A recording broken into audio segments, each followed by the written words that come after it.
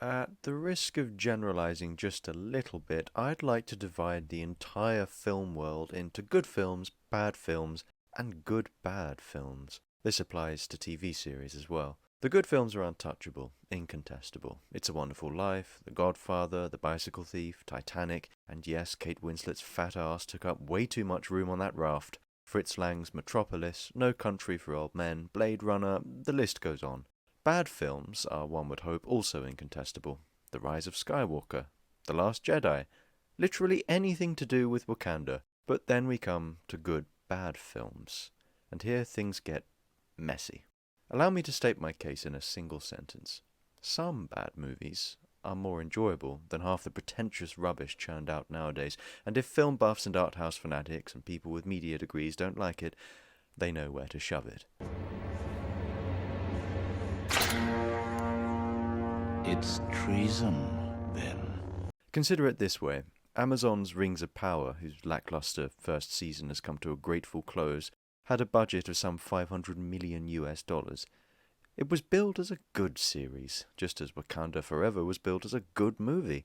Before even the trailer, or the teaser trailer, had emerged, we were supposed to believe that Rings of Power was a serious series for the serious viewer. Photogenic, plot-driven, political, in a word, intelligent. Right?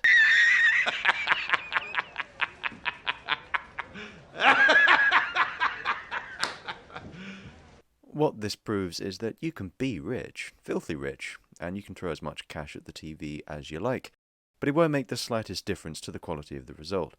It also proves that anything which the elites more or less command us plebs to enjoy on pain of cancellation can be the precise opposite of enjoyable. It also suggests that what we're supposed to enjoy, intelligence, plot, subtle acting, and so on, blah blah, isn't always what we want.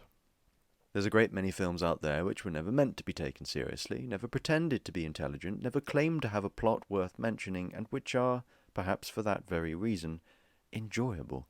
They have a kind of innocence about them, a complete transparency which is impossible to criticize because they were never aiming for anything else. Take Troll Hunter. I came across this gem quite by accident. I'd never heard of the director, André Øvredal. Ignorance is bliss. And still know nothing about him. IMBD describes it thus. A group of students investigates a series of mysterious bear killings, but learns that there are much more dangerous things going on. They start to follow a mysterious hunter, learning that he is actually a troll hunter. Chum chum chum chum chum chum chum chum. We're going on a bear hunt. We're going to catch a big one. What a beautiful day. We're not scared. On paper, this sounds about as rubbish as Mega Shark vs. Giant Octopus, which is a real film that a real human being really did make. And yet Troll Hunter was brilliant. Absurd, yes, and bombastic, and at times hilarious. The acting isn't exactly immortal. Yes. Poor Yorick. I knew him as you. And the CGI leaves one or two things to be desired, but neither is the acting terrible or the CGI laughable. It takes itself somewhat seriously, and while the film isn't likely to last or be watched 60 years from now as a shining example of early 21st century cinema, nor is it likely to perish. What disqualifies Troll Hunter from being a good film is the same thing that disqualifies a bottle of corner shop Malbec from being a good wine. The £5.49 bottle of Argentinian Malbec beside me as I speak is never going to appear in Decanter magazine, except maybe to laugh at. But who's really laughing? The wine snob who spends a fortune on little sips of wine he could easily mistake for another wine in a blind tasting session, or me, happily tipsy for a fraction of the price. So Troll Hunter may not be good in the highest critical sense. I'm not trying to break down all conventional standards of judgment, but it's not bad either, in the sense that a reasonably intelligent, self-respecting adult can appreciate its surface qualities. This reminds me of something Stephen King once said. Literary snobs had accused him of being symbolically simplistic in giving the initials JC to John Coffey after Jesus Christ, to which King replied, "What is this, rocket science? Come on, guys. Film shouldn't have to have layers to be enjoyed." Layers! Onions have layers. Ogres have layers. Onions have layers. You get it. We both have layers. Critics who say otherwise are like fully grown men who can't imagine ever having enjoyed the playground. Seriousness, said Wilde, is the only refuge of the shallow. One absolute requirement of good bad films, though, is that they must make an effort. It isn't enough to have a glance at human nature, conclude that we like a bit of action, a bit of sex, a few giant trolls, and chuck it all into a production no better than a homemade family Christmas film from the 90s. This is where The Hobbit fell down. The Hobbit is not a good film, and it's not a good bad film either. It's a bad film. The effort just wasn't there. With the Lord of the Rings trilogy, Jackson pulled out every stop. He hired blacksmiths to forge swords and armour, enlisted whole villages to play Uruk-hai, watched Andy Serkis come close to hypothermia, and filmed the Battle of Helm's Deep in the pouring rain, while half the cast got sick, cold, injured, or royally pissed off. And the effort shows.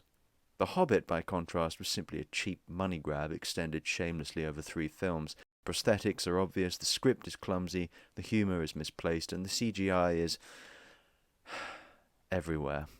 It's hard to respect films that don't respect themselves. Troll Hunter does respect itself. It isn't just a mystery flick with a couple of moss-encrusted giants thrown in for good measure. It draws heavily on Norwegian folk tales and mentions the Mountain King from the music of Edvard Grieg. True to mythology, the trolls can smell the blood of Christians, making life hard for one character. And there are references to specific fairy tales like Three Billy Goats Gruff.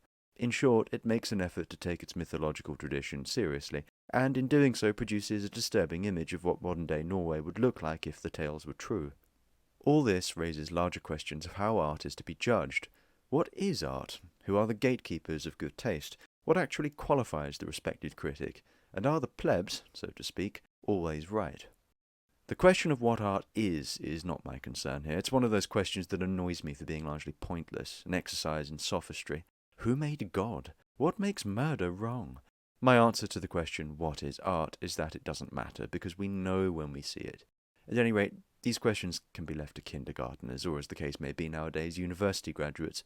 It used to be the case that universities could be relied upon to produce independent thinkers. This was because the universities, whether Yale and Harvard or Oxford and Cambridge, had a palpable atmosphere of free inquiry. Now, of course, the opposite is true. The stupidest people, those who will believe apparently anything so long as it's couched in pseudo-profundity, are those with degrees. Bill Buckley once said he'd rather be governed by the first 2,000 people in the Boston telephone directory than by the 2,000 people on the faculty of Harvard. In British terms, this is to trust the white van man over the dim-wit politician who laughs at his patriotism, or the worker over the overeducated wastrels disrupting her working day. Unfortunately for good bad films, it's the college-educated who have become the gatekeepers of good taste. Witness Rotten Tomatoes, which is a very reliable indicator of good films, so long as you listen to the audience reviews and not the critics. Intellectuals, though, might be a better word here than college-educated. Not everyone with a degree is stupid, I think. But I am increasingly convinced that all intellectuals are stupid. Don't get me wrong, they're very intelligent in some ways. They got book learning, don't you know? Their stupidity stems not from what they believe, which may or may not be stupid, but from what they simply haven't had the opportunity to learn. The analogy here is between the average voter and the average politician in the middle of winter. How many British or American politicians, do you think, have to scrape the ice from their car windshields with numb fingers at 6 in the morning just to get to work? Certainly not Biden, who's old enough to remember the horse and carriage. Virtually no idea is too ridiculous to be accepted, said Thomas Sowell, even by very intelligent and highly educated people, if it provides a way for them to feel special and important. Some confuse that feeling with idealism. What qualifies the respected critic, then, is that they are made to feel special and important by other people who like feeling special and important and have the money to get special and important jobs. The kind of person who rates The Last Jedi highly is the same kind of person who would rate the bloated, self-infatuated novels of Martin Amis more highly than those of the much more technically accomplished Elmore Leonard.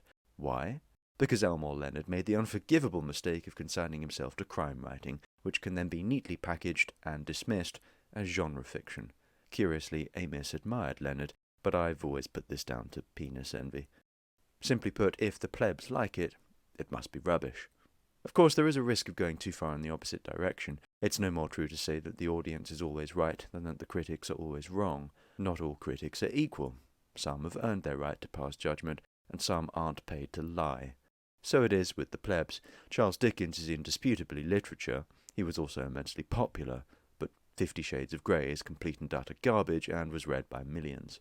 So there's no reliable relationship between popularity and merit. but nor is there one between condemnation and mediocrity. Good bad films sit uncomfortably in the middle. They are the filmic equivalent of Labradors, loyal but unremarkable, or of supermarket cheddar, or of the Harry Potter books whose imaginative virtues outweigh the lumpen prose style. There's a time and a place for good films. I love the Coen brothers, a treasure of the golden age of Italian cinema. Eternal Sunshine of the Spotless Mind is one of my favourite cult films, and I am devoted to Wes Anderson. But there are times when what you really want is gunfire, explosions, sex, a hangover, 40-year-old virgins, and an axe-wielding gorilla. As the critical world prostrates itself at the feet of Archbitch Galadriel in what passes for Middle-earth, I'm in Norway hunting trolls. And no, I'm not trolling you.